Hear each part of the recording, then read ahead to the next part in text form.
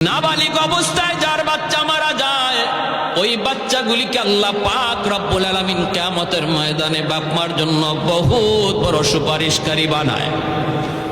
বাচ্চাগুলি আল্লাহর কাছে ডাক দেয়া কয়, মালিক, ও মালিক, তুমি আমারে দুনিয়াতে পাঠাইছো, পাঠানোর সময় আমার মা কত কষ্ট করছেন, জান বের হয়ে যায় অবস্থা। এরপরে আমি দুনিয়াতে আসলাম, এত কষ্ট আমি মাকে দিলাম, কিন্তু মার কোনো খেদমত আমি করতে পারলাম না, আমার মা ঋণ আমি শোধ করতে পারলাম না।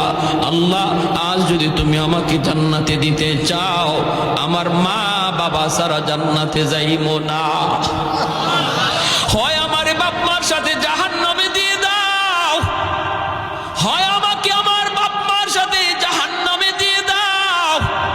রব্বুল আলামিন তখন বলে, বান্দারে, আমি আল্লাহর আদত হচ্ছে জাহান্নামীকে জান্নাতে দেওয়া, কিন্তু